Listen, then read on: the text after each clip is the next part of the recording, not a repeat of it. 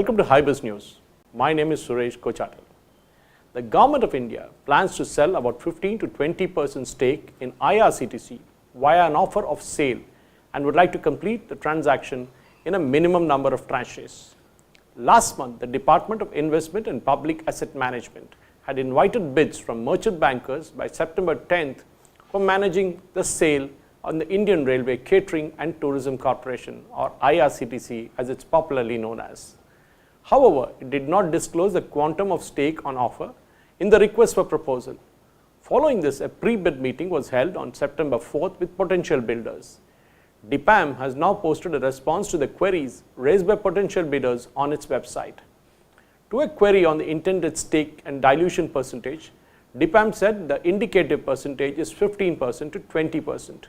The exact details will be shared with the select merchant bankers. The government currently holds 87.40% stake in IRCTC. To meet SEBI's public holding norm, it has to lower the stake of the company to 75%. Shares in IRCTC on Tuesday closed 2.5% lower at Rs 1,378.05 on the Bombay Stock Exchange.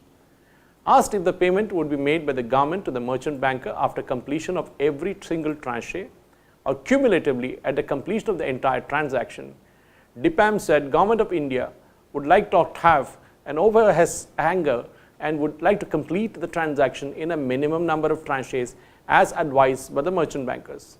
That obviously means that the Government of India would not like to have an overhanger, and that transaction in a minimum numbers would be based on key market conditions. Let us see how that works out. In case more than one tranche is used, the pro rata payment would be made to the merchant bankers. So obviously, it works this way, that if the OFS kind of overhang is there, the government would like to go ahead and complete it.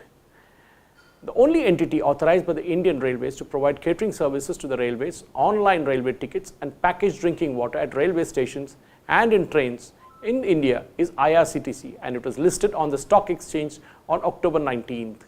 The company has raised 645 crore through IPO. IRCTC OFS would like to help the government inch forward towards meeting the Rs 2.10 lakh crore disbursement target for the ongoing fiscal. Of this, Rs 1.20 lakh crore is to come from the disinvestment of public sector undertaking and Rs 90,000 crores from the stake of sale in financial institutions. However, DIPAM has not been able to sell stake in any CPSE so far in the current fiscal, as the coronavirus pandemic break has impacted the equity markets in a big way. However, the government has garnered subscription worth 11,000 crore for the AAA rated bonds of CPSEs through Bharat Bond ETF 2. The government is also looking at launching an initial public offering IPO of the Indian Railways Finance Corporation Limited, which is the IRFC, and has filed a draft red herring prospectus with the Securities and Exchange Board of India, or SEBI, in January for the IPO of over 140 crores equity shares.